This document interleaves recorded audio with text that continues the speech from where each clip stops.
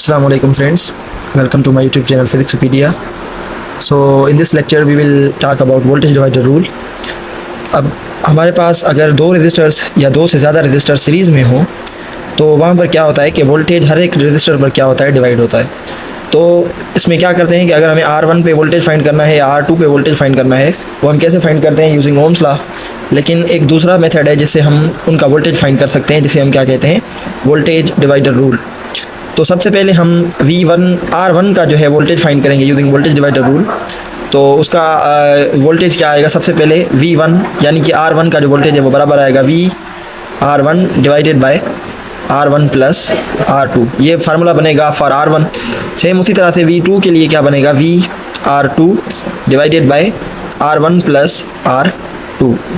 तो उसके बाद हम यहाँ पर क्या करेंगे, V1 जो है वो बराबर आ जाएगा, V किसके बराबर है, V यानी कि टोटल वोल्टेज है 5। सो 5 मल्टीप्लाइड बाय R1 की वैल्यू क्या है 50 divided by R1 plus R2 यानी कि 50 प्लस 100। सो उसके बाद क्या होगा, V1 की जो वैल्यू आएगी 5 मल्टीप्लाइड बाय 50। सो इसको जब हम सिंप्लीफाई करेंगे तो आंसर आएगा 1.66 वोल्ट्स।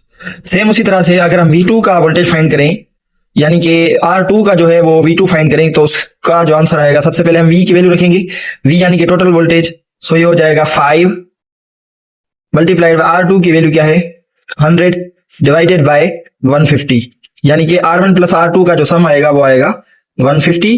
सो V2 की जो वैल्यू है वो बराबर आ जाएगी 3.33 वोल्ट्स। इसका आंसर ये आया। तो इस तरह से हम जब दो या दो से ज्यादा रेजिस्टर्स हमें मिले होते हैं तो इस तरह से हम उनकी जो टोटल वोल्टेज है यानी कि हर एक रेजिस्टर पे कितना वोल्टेज हमें मिल रहा है वो हम इस तरह से वोल्टेज डिवाइडर रूल के जरिए फाइंड कर सकते हैं। Thank you.